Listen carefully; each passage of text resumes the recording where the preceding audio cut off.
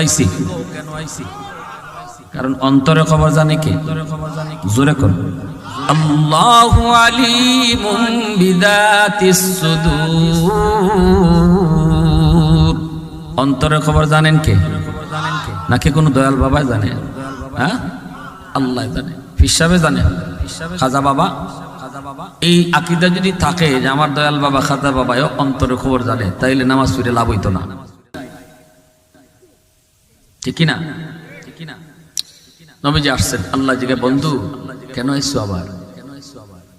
আল্লাহ আমি কইতাম না কেন আইছি, তুমি কও কেন আইছি।